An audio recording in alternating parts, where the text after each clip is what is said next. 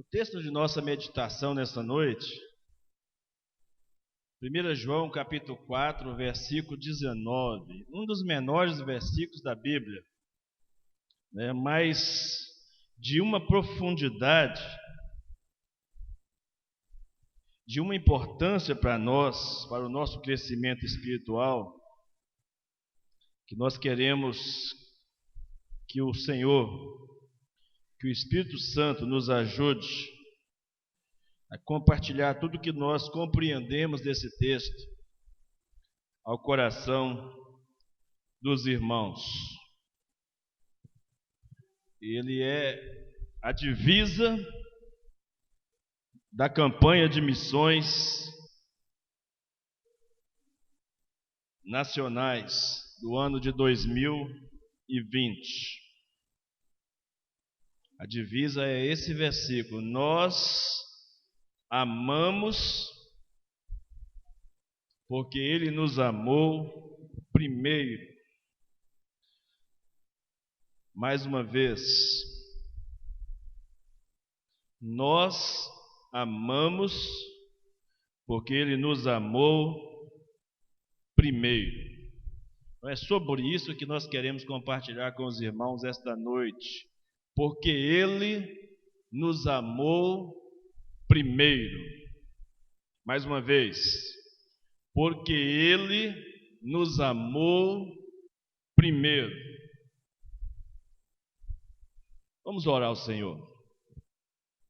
Senhor nosso Deus e nosso Pai, em nome de Jesus, queremos te agradecer pela Tua palavra nesta noite e te pedir, ó Deus, que ela fale aos nossos corações de uma maneira tão poderosa, de uma maneira tão sobrenatural, de uma maneira tão inteligível, que possamos compreender o que Tu tens e o que Tu queres de nós esta noite, diante da Tua palavra, Pai.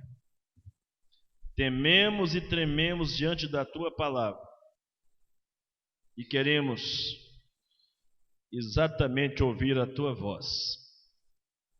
É a nossa oração, pedindo que o nosso coração esteja pronto como terra fértil, onde essa semente preciosa dessa palavra possa ser semeada. Que o nosso coração, ó Deus, seja terra fértil, onde possa brotar desse amor do Senhor em nossos corações. Que o nosso coração esta noite seja terra fértil, de tal maneira que haja receptividade dessa palavra, que o Teu Espírito Santo se encarregue de fazer com que os nossos corações sejam totalmente compreensíveis com relação à Tua palavra, sejam corações ensináveis nessa noite, para que possamos extrair o máximo da Tua palavra. É o desejo sincero do nosso coração, e que o Teu nome seja adorado e exaltado através dessa palavra nesta noite. Em nome de Jesus. Amém e amém. Amém, irmãos? Porque Ele nos amou primeiro. Uma criança chegou muito mal ao hospital. Uma criança chegou muito mal ao hospital, foi logo medicada e tratada. Após os primeiros socorros e a estabilidade, da sua saúde, da saúde da criança, o médico voltou-se para os pais e disse: ela só está viva porque vocês chegaram aqui primeiro que a morte. É só por isso que ela está viva. E assim como essa criança, irmãos, assim como essa criança que não poderia salvar-se a si mesma, assim somos nós. Nós que estamos aqui neste culto, porque Deus nos amou primeiro. Ele não esperou que nós o amássemos primeiro para que Ele nos amasse. Ele tomou a iniciativa de nos amar. E a Bíblia diz por diversos textos que Ele fez isso antes da fundação do mundo. Antes que nós existíssemos, Ele nos amou. E quando os nossos primeiros pais pecaram no jardim, Deus já tinha a receita do amor e Deus já tinha um ato de amor. A Bíblia diz em Apocalipse capítulo 3, versículo 8, Apocalipse 17, versículo 8, que o Cordeiro foi morto antes da fundação do mundo. Quando contamos a história de que um fato histórico aconteceu há aproximadamente 2000 anos atrás, pouco menos que isso, foi apenas um acontecimento no tempo e no espaço, porque no plano da eternidade o Cordeiro de Deus já havia sido morto em amor. Quando os nossos primeiros pais pecaram, o amor, como favor de Deus, chegou primeiro. Nem Satanás, nem o pecado, nem a morte o surpreenderam, ou o surpreendeu. Ele já tinha um plano de amor traçado por mim e por você. Por isso podemos declarar que amamos, porque Deus nos socorreu primeiro, socorreu-nos com seu amor gracioso, o seu amor emergencial. E assim somos amados, somos salvos, somos restaurados, somos justificados, regenerados pelo amor eterno de Deus. E para realizar as boas obras do amor, como diz Efésios 2:10, que Ele de antemão preparou para nós. O verbo amar tem dois significados interessantes, na língua portuguesa e na língua grega. Na língua portuguesa, amar é um verbo transitivo direto. Tá, mas e o que isso significa? Isso significa que quem ama, ama alguém ou alguma coisa. Esse verbo exige uma ação, como transitivo direto. Em outras palavras, porque esse verbo, como ele é manifestado aqui na tradução, quer dizer que nós, para ser amor é preciso ser demonstrado. Não tem como alguém dizer que ama sem que haja uma demonstração prática desse amor. Mas na verdade, irmãos, era para ser esse verbo intransitivo para nós, como é para Deus. Esse verbo é transitivo direto para nós, mas para Deus ele é intransitivo. Não sei se você conhece a língua portuguesa ou não, e eu estou usando esses termos aqui, mas eu estou usando para te esclarecer, não para te complicar. E espero que Deus me ajude a fazer isso essa noite. Era para ser para nós como um verbo intransitivo, como é para Deus. Por quê? Os verbos intransitivos não necessitam de complemento. Eles já são o que é em si. eles já exibem uma ação completa do fato. Então, quando dizemos que o verbo amar é intransitivo para Deus, estamos dizendo que Deus é amor, o amor é a essência de Deus, que o amor faz parte da natureza do ser de Deus. É próprio de Deus amar, porque o amor é a sua essência. Não se pode esperar de Deus algo diferente de um amor completo e total, porque faz parte da essência de Deus, da natureza de Deus, o amor. Mas por que então não é? Por que então não é intransitivo para nós esse verbo? E para nós ele tem que ser transitivo direto. Porque o pecado roubou de nós. O pecado tirou de nós a capacidade intransitiva de amar como essência. O pecado tirou de nós a potencialidade do amor como essência. Nós não temos condições de produzir amor por nós mesmos. Só podemos amar como manifestação da graça comum de Deus, ou só podemos amar como manifestação do fruto do Espírito Santo em nós. Só existem essas duas chances para que nós amemos uns aos outros.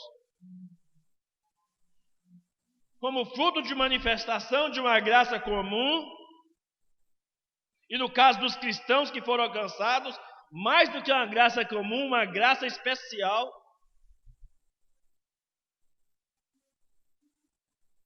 E só podemos amar como fruto do Espírito Santo de Deus em nós, porque o pecado roubou de nós a potencialidade de amar como essência, como parte da natureza humana que foi criado imagem e semelhança de Deus. Por isso o texto diz, o que o texto diz? Nós amamos porque Ele nos amou primeiro. Ou seja, mesmo Deus, tendo o amar como uma parte intransitiva do seu ser, como parte da essência, ama por causa do seu ser, que é amor.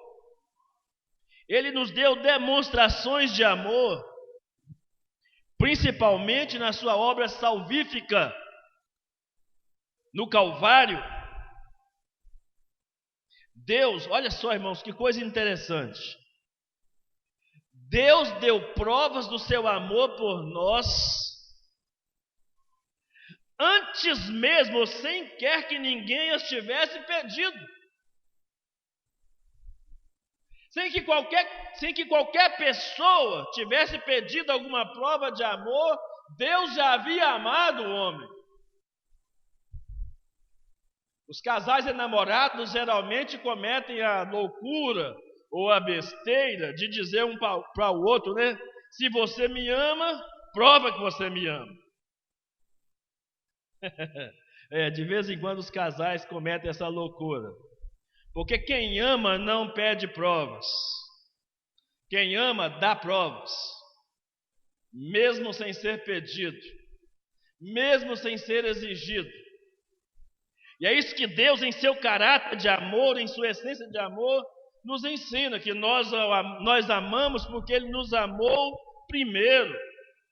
A Bíblia diz em Romanos capítulo 5, versículo 8, que nisso é manifestado o amor de Deus, em que Cristo deu a sua vida por nós, quando nós ainda éramos pecadores. Ou seja, não havia nada em nós que fizesse com que Deus morresse de amores por nós. a não ser o seu próprio desejo de amar. Não havia nada em nós que despertasse amor em Deus, a não ser o seu caráter e a sua essência de amor.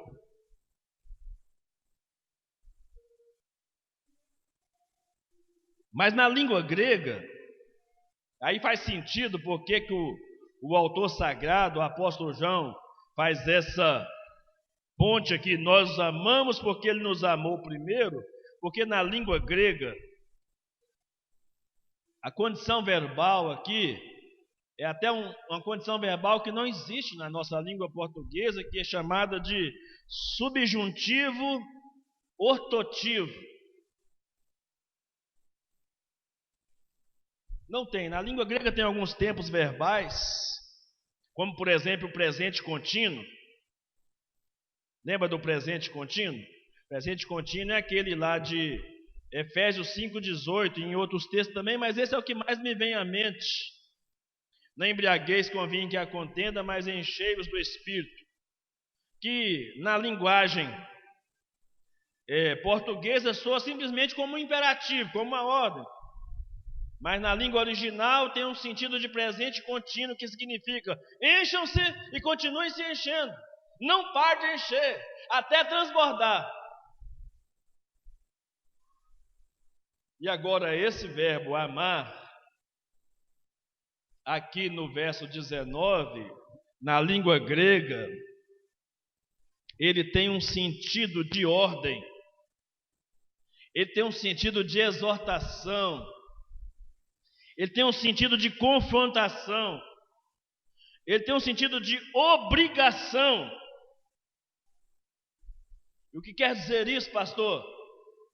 Isso quer dizer, irmãos, quando João faz essa declaração tão pequena, mas tão profunda, nós o amamos porque ele nos amou primeiro.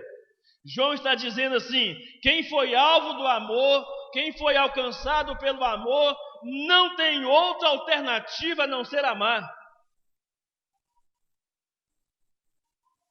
Não tem outra alternativa a não ser amar. Porque se você não amar, você não está cumprindo o seu propósito, ou não está refletindo esse amor que foi manifestado em você. Se você não amar. Aprofundando um pouco mais, irmãos, nesse texto, eu fiquei pensando numa palavrinha que muita gente lê e passa desapercebido, que é o porquê. Não está dizendo o texto, nós amamos porque. Esse porquê é uma conjunção consecutiva. E o que significa isso?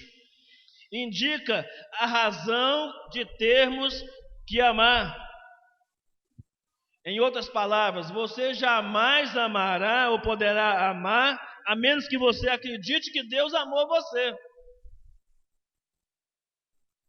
Ninguém pode amar se não compreender o que é o amor, o que é a essência do amor. Você não pode corresponder a esse amor ou com amor sem que você tenha uma compreensão exata da fonte, da origem desse amor de Deus. Então, esse porquê aqui no versículo tem muito a nos dizer, irmãos.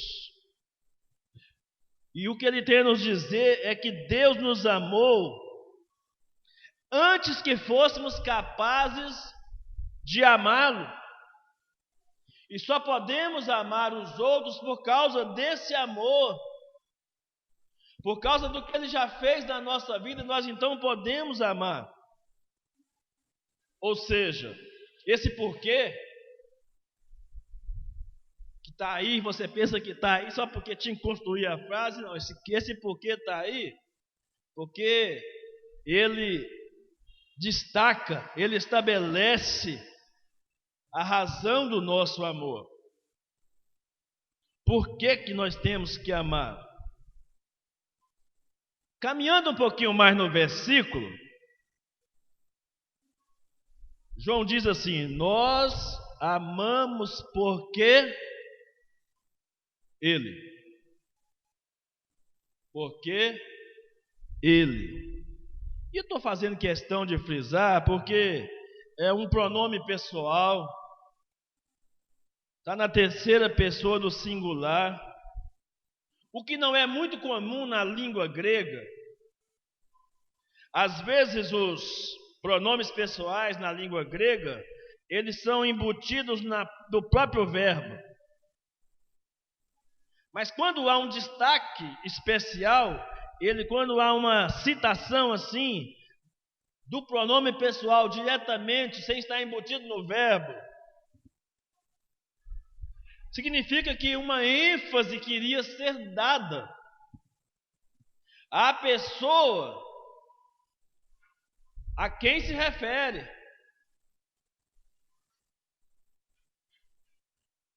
A pessoa a quem se refere. Nesse caso, João, vamos dizer aqui, milimetricamente calculado, colocou esse pronome pessoal para indicar para mim e para você, que quando se fala de toda essa potência, de toda essa essência do amor, o foco tem que todo estar em Deus. O foco desse amor está em Deus. Não é em mim, não é em você, não é nas pessoas que são alvos do nosso amor, mas o foco está todo em Deus. É como se João estivesse dizendo, esse ele aqui, nós o amamos porque ele, é como se João estivesse dizendo para mim e para você essa noite, irmãos. É ele mesmo, não tem outro. É ele mesmo, não tem outro. Ele é o agente do seu amor, do amor dele. Ele é o agente do amor dele. E nós somos a causa desse amor. Nós sofremos, o fato de sermos a causa, quer dizer que nós sofremos a ação desse amor de Deus sobre nós. Nós somos a causa desse amor de Deus, e também esse amor a Deus é a causa do nosso amor. Quando eu amo alguém, eu não devo amar alguém por causa do alguém. Eu devo amar o alguém por causa do amor que eu tenho para com Deus. É isso que significa esse ele aí, no versículo que João colocou, que Deus permitiu nessa revelação ao apóstolo João. Ele mesmo, João está dizendo, ele mesmo, em sua soberana vontade, decidiu nos amar. Ele decidiu isso sem qualquer outra influência. Ele escolheu soberanamente amar o mundo.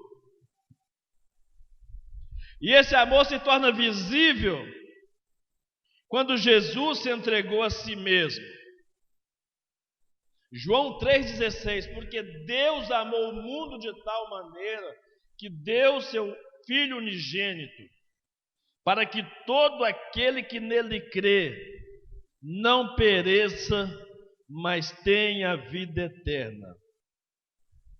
Eu aprendo com esse versículo, irmãos, dentro desse contexto que estamos falando de que ele amou primeiro, e depois nós vamos, na sequência, falar da abrangência desse amor. Eu entendo desse versículo que esse amor revelado na cruz é capaz, esse amor revelado na cruz é suficiente para salvar o mundo inteiro, mas ele é sobrenaturalmente eficaz apenas naqueles que creem. Embora tenha uma suficiência para salvar o mundo todo, ele só é eficaz para os que creem. E só pode crer aqueles a quem é concedido o dom de crer. Aqueles que são chamados pelo decreto de Deus. Muita gente usa o versículo Romanos 8, 28, como um trunfo, mas se esquece de mencionar, de lembrá-lo por completo. Lembra de Romanos 8, 28? Tem muita gente que gosta de citar esse versículo. Lembra dele? Todas as coisas cooperam para o bem daqueles que amam a Deus. Só que a maioria das pessoas param aí. Mas o versículo não acabou. O versículo diz que todas as coisas cooperam para o bem daqueles que amam a Deus, daqueles que são chamados pelo seu decreto. Esse é o versículo completo. Pode olhar na sua Bíblia aí.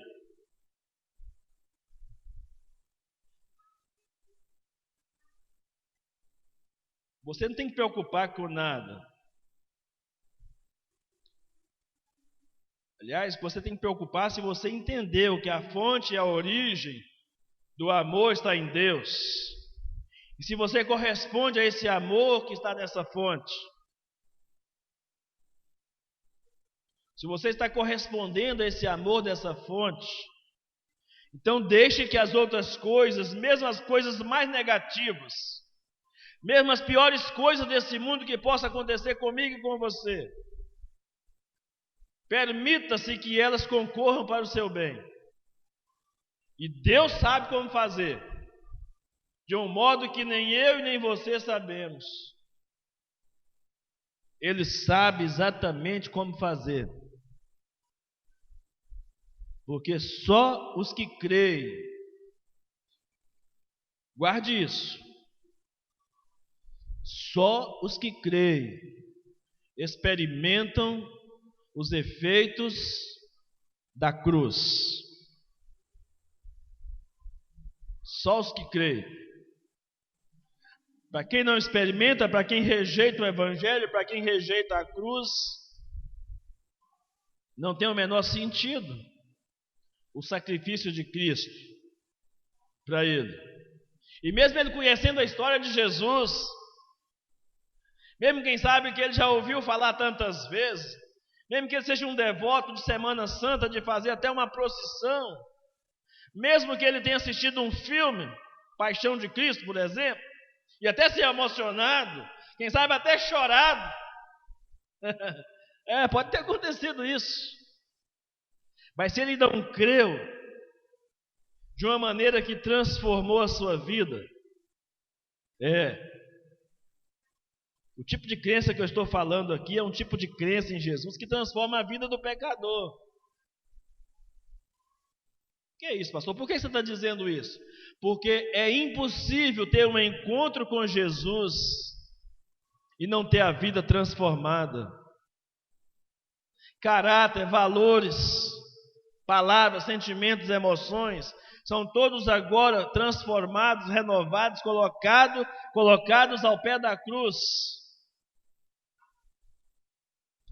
para se tornarem a semelhança de Jesus.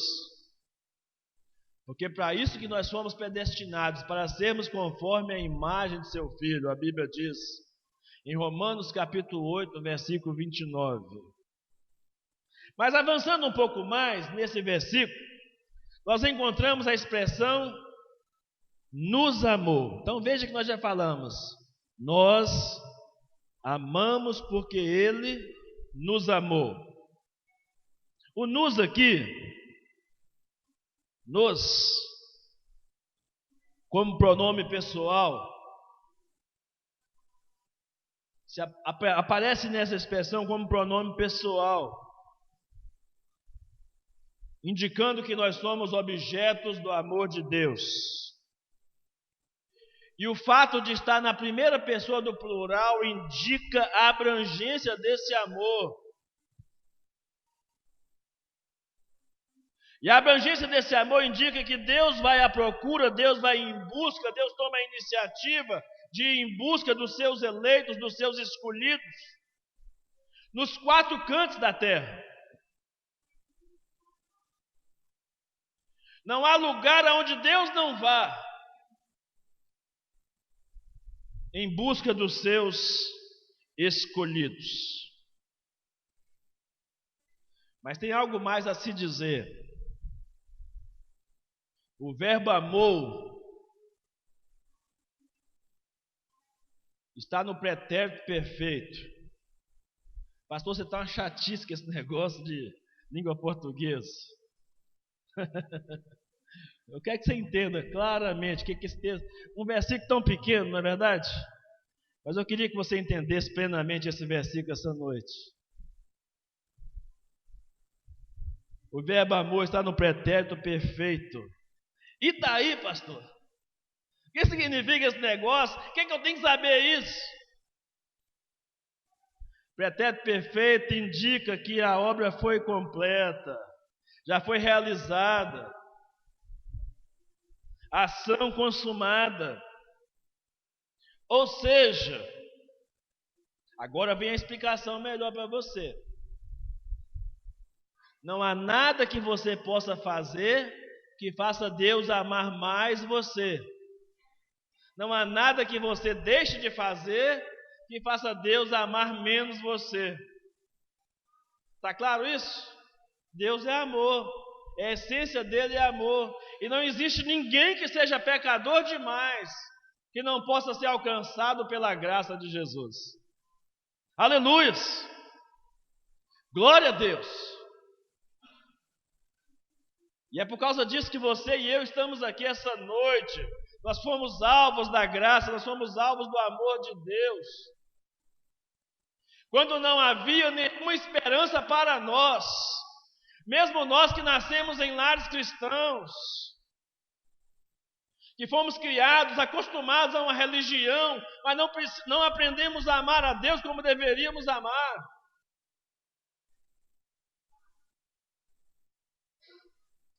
Foi a graça de Deus, foi o amor de Deus que fez o que fez em nós e por nós e faz através de nós. É isso que João está querendo nos ensinar essa noite. O amor de Deus por mim e por você, quando Ele diz que Ele nos amou. O amor de Deus por mim e por você, amado irmão, amada irmã, é uma obra consumada. E a cruz é a maior prova disso. De vez em quando a gente canta, né? Pela cruz, não é assim? Me chamou. A cruz é a maior expressão do amor de Deus por nós. Mas Deus criou um objeto, Deus escolheu um objeto. Ele nos criou em amor, nos resgatou em amor. Anteriormente, João já tinha falado sobre isso. Se você tiver com a sua Bíblia aberta aí, em 1 João 4, veja o que João diz aí nos versos 9 e 10. O que ele está dizendo aqui tem tudo a ver com o que ele já tinha dito anteriormente. Olha o verso 9 e 10. Nós estamos no 19. Mas olha o que ele disse no verso 9 e 10. Acharam? Foi assim que Deus manifestou o seu amor entre nós. Enviou seu Filho unigênito ao mundo, para que pudéssemos viver por meio dele. Nisto consiste o amor, não em que nós tenhamos amado a Deus, mas em que Ele nos amou e enviou seu Filho como propiciação, como pagamento completo, aceito pelos nossos pecados. 1 João 4, verso 9 e 10. E o profeta Jeremias corrobora com essa ideia. Jeremias capítulo 31, versículo 3, ele disse: há muito que o Senhor me apareceu dizendo, porquanto com amor eterno eu te amei, e por isso com benignidade eu te atraí. Também o profeta Oséias partilha dessa ideia, Oséias capítulo 11, versículo 1. Ele diz: quando Israel era menino, eu o amei muito, e do Egito chamei o meu filho. Tudo isso faz sentido para nós, irmãos, falar desse amor de Deus, porque João está falando em um contexto influenciado pela cultura grega, influenciado pela cultura hebraica, e agora João dá um tom, João aumenta o tom do amor. Por quê? Para os gregos, o amor estava associado aos sentimentos, à estética, à beleza e à contemplação. Para os hebraicos ou para os judeus, o amor era ação. Eu tinha que fazer alguma coisa. Amar significava fazer alguma coisa pela pessoa amada. Mas João está nos ensinando nessa noite, irmãos. A palavra de Deus está nos ensinando nesta noite o grande diferencial do amor de Deus. É que o amor de Deus não é um sentimento. O amor de Deus não é necessariamente algo beneficente que Deus fez. O amor de Deus é uma entrega pessoal. Ele deu a si mesmo. É por isso que Paulo, quando ele fala que Deus prova o seu amor para conosco, em que Cristo morreu por nós, sendo nós ainda pecadores, nos versículos anteriores, ele disse assim: pode ser que por alguma pessoa boa, alguma pessoa ousaria morrer, mas Deus deu o seu único filho. E nenhum de nós daríamos, nem a nós mesmos, quanto mais o nosso único filho, em favor de pecadores miseráveis, desgraçados, rebeldes, que não aceitavam e que rejeitam o amor de Deus em nosso favor. Então, o amor de Deus, o grande diferencial do amor de Deus é que ele não é um sentimento, ele não é uma obra, ele demonstrou uma obra desse amor para que nós aprendêssemos a amar. Por isso que lá em 1 João, capítulo 3, versículo 16, que eu gosto tanto de citar, né? Que todo mundo só gosta de João 3,16, mas eu gosto de citar 1 João 3,16, que diz assim: nisto conhecemos o amor, que Cristo deu a sua vida por nós, e nós devemos dar a nossa vida pelos nossos irmãos. Esse versículo não nos interessa muito decorar, mas isso é a essência do amor que vem de Deus. É um amor de entrega, um amor de doação, um amor sacrificial. E por fim ficou uma palavrinha faltando aí, né? No versículo. Perceberam que ficou uma palavrinha faltando no versículo aí que nós não falamos? Qual que é mesmo? Primeiro. Nós o amamos porque ele nos amou primeiro. Mas eu quero que você saiba nessa noite que primeiro, no final desse versículo, não é um numeral. Primeiro, no final desse versículo, não é um numeral. Primeiro aqui é um advérbio de modo. E o que quer dizer isso, pastor? Isso indica que, no começo, antes de tudo, a iniciativa é de Deus. Eu aprendo duas coisas aqui. Eu aprendo duas coisas aqui, irmãos. com esse primeiro no final desse versículo 19. Eu aprendo duas coisas. Primeiro, Deus é e Deus sempre será o primeiro de tudo e em tudo. E se você ousar deixar Deus em segundo lugar, eu lhe garanto que a sua vida vai ser uma vida miserável. Se Deus não ocupar o primeiro lugar, por isso que a Bíblia diz em Mateus capítulo 6, versículo 33, buscai em primeiro lugar o reino de Deus e a sua justiça, e as demais coisas vos serão acrescentadas. Ouse, tente buscar Deus em segundo lugar, para você ver o que acontece, para você ver o que acontece.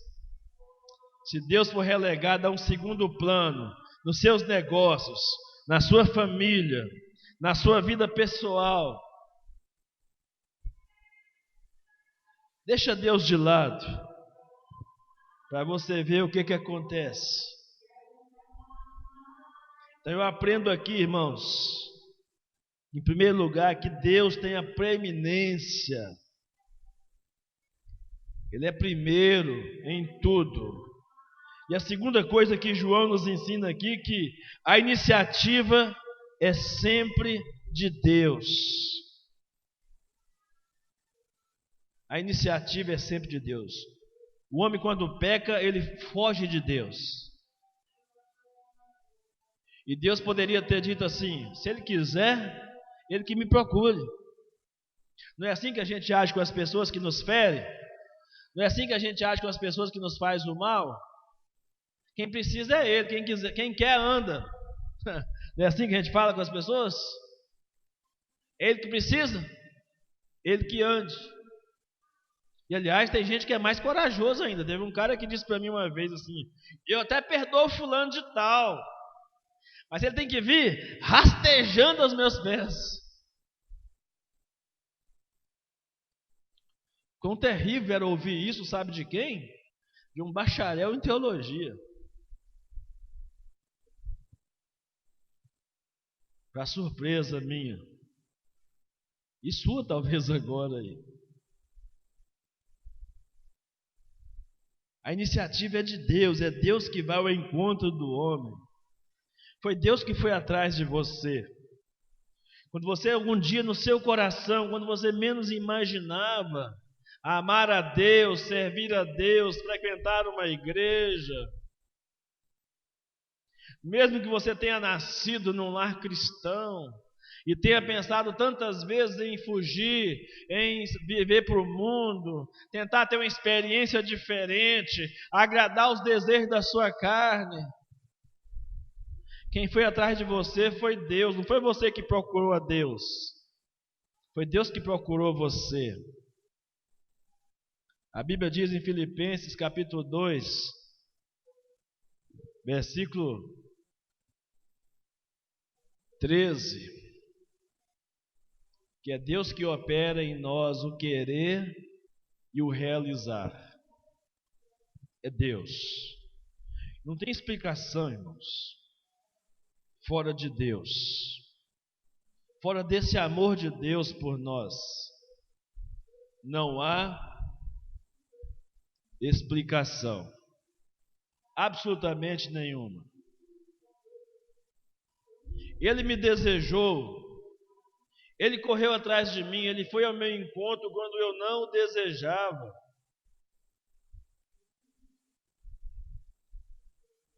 No meu Twitter está escrito assim, na minha descrição: alcançado pela graça, pelas doutrinas da graça, quando não as procurava. Eu não estava nem aí, não estava procurando. Sou crente desde os 6 anos de idade, mas nunca tinha entendido as doutrinas da graça. E um dia me vi compreendendo plenamente a doutrina da graça, quando não estava procurando, Deus me achou. E que bom que Ele me achou, porque não tinha nada em mim que pudesse fazer Deus me desejar. Um jovem crente, um adolescente crente, um jovem crente, me preparando para a obra do Senhor, mas perdido. Um pé na igreja, um pé no mundo.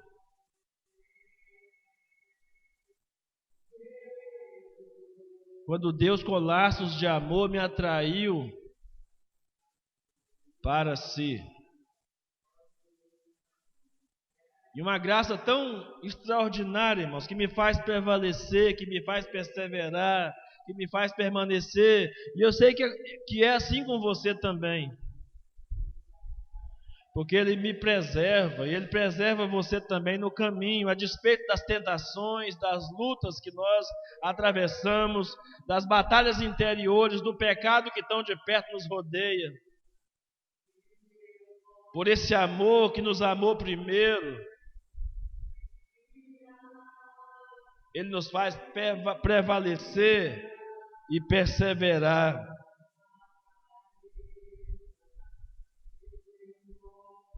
A expressão primeiro nesse versículo pode indicar as obras da criação e as obras da redenção. Então João está nos ensinando aqui que nós pertencemos a Deus por direito de criação e por direito de redenção. Ele pagou o preço por mim e por você.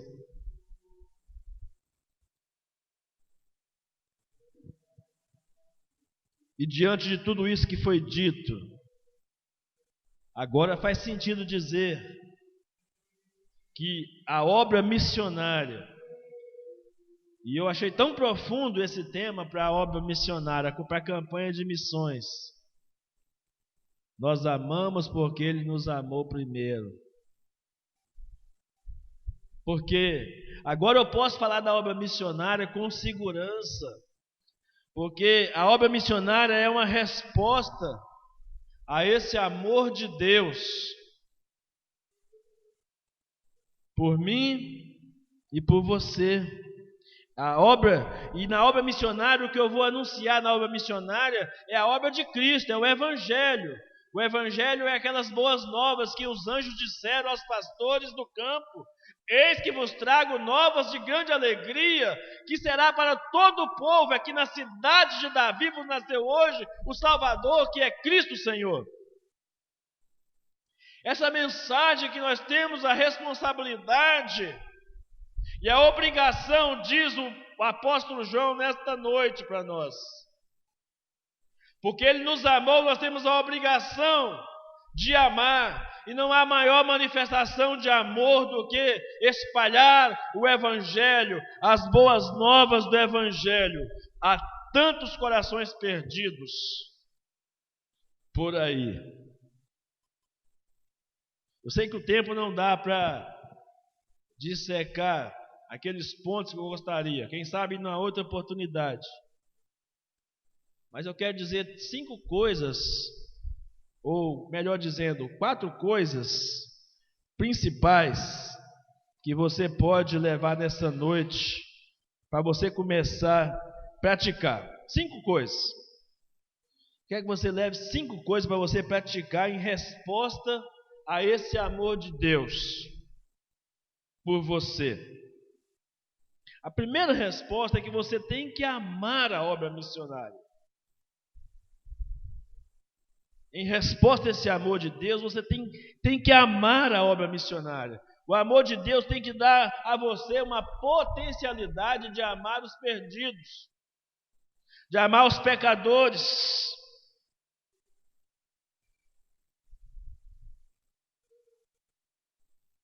Tem um homem chamado Oswald Smith, pastor, creio que já falecido, de uma grande igreja no Canadá. Um dos homens que mais enviou missionários para várias partes do mundo. Ele escreveu vários livros sobre missões. E um deles que eu li me chamou muita atenção, que tem como título Paixão pelas Almas. Já li esse livro algumas vezes, e todas as vezes que eu leio, eu choro. Há um outro pequeno livro de Horace Bonar, chamado Recado aos Ganhadores de Alma, que é impossível lê-lo também sem que corra uma lágrima nos seus olhos, diante da grande responsabilidade que você e eu, nós temos de compartilhar o Evangelho de Jesus Cristo.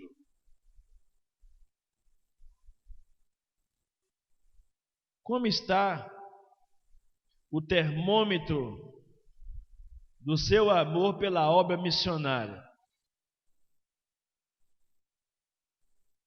Como está o termômetro do seu amor pela obra missionária?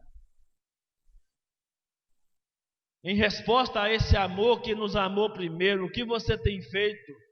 Qual demonstração de amor que você tem dado pela obra missionária? Eu quero te ensinar 4 coisas que você pode fazer nessa noite. Você pode fazer todos os dias. Você pode fazer pelo menos uma vez na semana, uma vez no mês.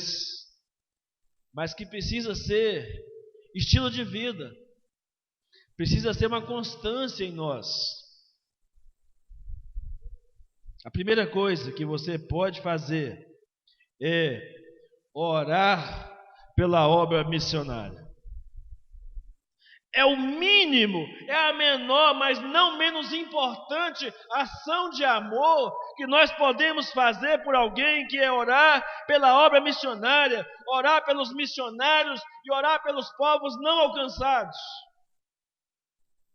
É o mínimo que você e eu podemos fazer, para que aqueles que ainda não conhecem esse extraordinário amor sejam alcançados por ele. Para que todos os missionários que estão no campo sejam sustentados e continuem levando o Evangelho pelo Brasil afora.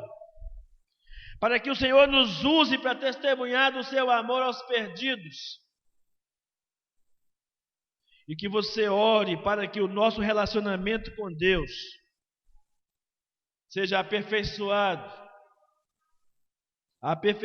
de tal maneira que esse amor seja demonstrado em ações que transformem vidas. A segunda coisa que você pode fazer para demonstrar esse amor que nos amou primeiro é repartir as bênçãos que Deus tem te dado com a obra missionária. Por mais simples que seja, reparta o que você tem com os que têm pouco ou nada. Reparta com as pessoas, não por obrigação, mas louvando e glorificando e agradecendo a Deus por tudo que Ele dá. Geralmente, quando a gente fala em repartir, as pessoas ficam logo pensando em dinheiro, que é a visão mais miserável e mais mesquinha que a gente tem, que é de pensar que temos só dinheiro para dar para as pessoas. Dinheiro também sim, porque nada funciona sem dinheiro. Mas reparta com as pessoas, principalmente, tempo, atenção, cuidado, compaixão e graça. Reparta com as pessoas.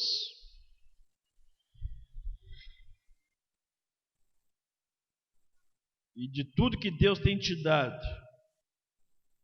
Quando Deus disse a Abraão que ele seria uma bênção, ele disse que todas as famílias da terra seriam abençoadas nele e através dele. E eu quero dizer para você essa noite, se você é uma pessoa abençoada, mas que não tem abençoado ninguém, você está iludido, achando que é abençoado. Que a verdadeira bênção está no repartir. A Bíblia diz que melhor coisa é dar do que receber.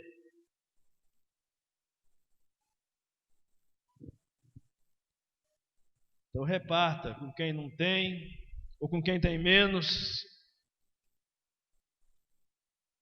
As maiores lutas e dificuldades que nós temos na vida, no mundo de um modo geral, por causa da má distribuição de renda, onde alguns acumulam tanto e outros não têm nada. Para o mundo ímpio isso é plenamente aceitável, mas não é aceitável para o cristão, que pode repartir e não reparte. Onde está o amor nisso? Agostinho, de quem sou fã, de quem eu gosto de ler os seus escritos, ele advertia dizendo: reconheça que os seus bens são frutos da generosidade de Deus e que deveria usá-los em comum com os outros e não guardá-los ciumentamente para si.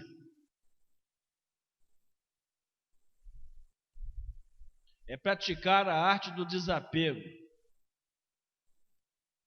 Se o que você tem, se o que você é não serve para abençoar os outros, não serve para nada. Já dizia aquele antigo provérbio: quem não vive para servir, não serve para viver. E é verdade. E a pergunta que eu faço é: você é obediente à palavra de Deus? Ou busca apenas ser abençoado? Tem gente que só quer que Deus restitui 7 vezes mais, mas não quer repartir nenhuma vez com ninguém. De que adianta isso? Você estende as bênçãos, os presentes que Deus tem dado a você e os coloca no altar à disposição do reino de Deus.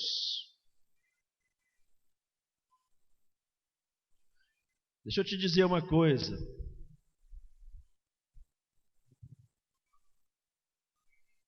Se Deus te pedir nessa noite a sua conta bancária, não sei quanto que tem lá.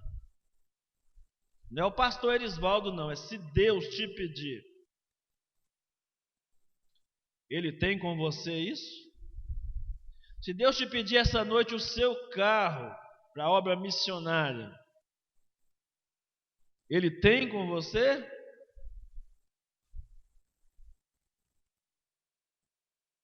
Se Deus te pedir a sua casa, se Deus te pedir a sua profissão para você abandonar tudo e seguir para o campo missionário, quanto Deus tem com você para a obra missionária? Uma vez eu vi uma pessoa negar uma carona para alguém e no carro dessa pessoa estava escrito: a serviço do reino de Deus.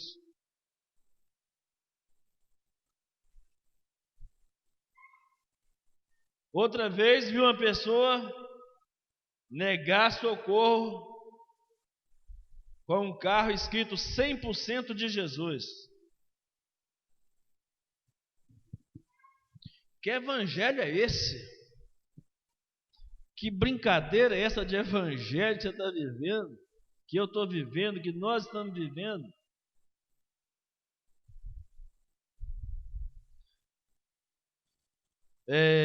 A quarta coisa que você pode fazer em resposta a esse amor, quarta e última coisa: multiplique o esforço missionário, multiplicando discípulos. Faça discípulos na sua família, no seu bairro, na sua rua, no seu trabalho. Envie. Eu gosto muito de Neemias capítulo 8, versículo 10, que diz assim: comei as gorduras, bebei as doçuras, e enviai porções aos que não têm nada preparado para si. Neemias capítulo 8, versículo 10. É o amor de Deus que deve nos levar a multiplicar o nosso esforço missionário. Desde a cruz, a igreja tem falhado na sua missão de compartilhar o amor de Deus. Principalmente aqueles que arrogam para si serem detentores do verdadeiro evangelho, porque as heresias afloram com muita facilidade por aí. Cresce rápido as heresias. Mas os que arrogam para si o verdadeiro evangelho estão na indolência da vida espiritual. Não consegue expressar a manifestação desse amor. Para que esconder os seus recursos? Por que não investir na obra missionária? Uma missionária chamada Silvana Martins disse certa vez: o que leva alguém a passar horas e horas em uma cozinha, durante meses, preparando bolos, tortas, salgados e refeições, sabendo que não ficará com nenhum centavo para si, porque ela ia compartilhar com a obra missionária? O que leva uma menina de 8 anos decidir fazer 1000 sacolés ou suquinhos, ficar meses trabalhando nisso por um desejo sincero de ofertar para missões? Eu sei que você talvez está aqui essa noite, não precisa fazer isso, mas ainda que você precisasse,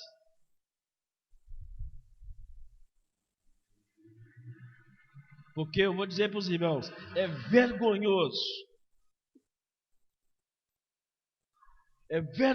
eu ser parado no sinal de trânsito e ser abordado por um jovem e dizer: eu estou aqui pedindo um dinheiro para você me ajudar a ir para um congresso. Isso é uma vergonha para o evangelho.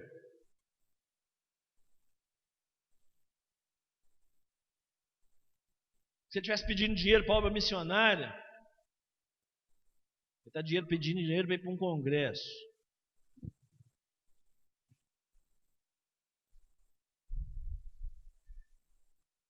E então, irmãos,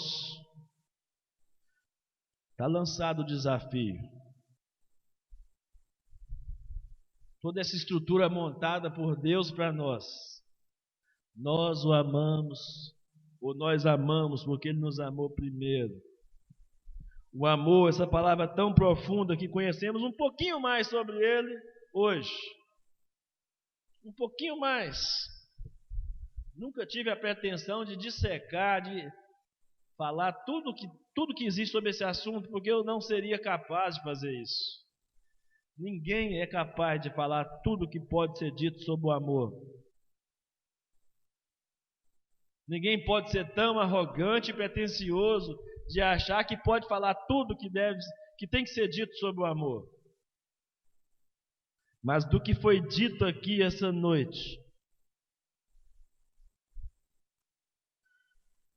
eu quero dizer que isso exige de nós uma resposta imediata. Porque a obra missionária não pode esperar. A Bíblia diz que nós temos que pregar, anunciar, enquanto é dia, porque a noite vem,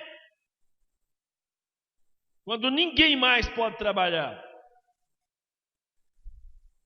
E a noite pode ser muitas coisas: a morte, a oportunidade, a falta de recursos, a falta de saúde.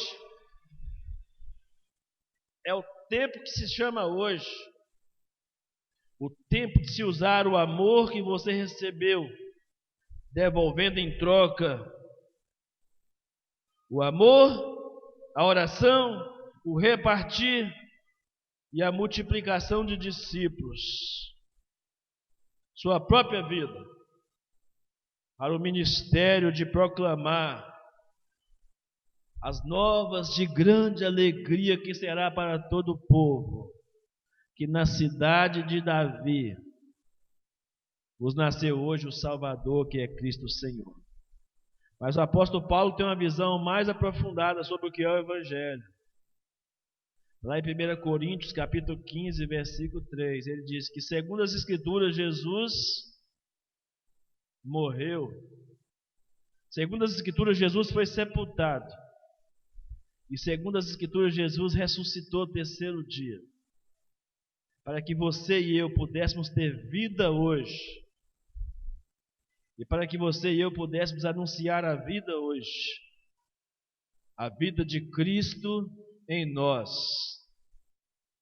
manifestado nesse amor. Vamos orar ao Senhor.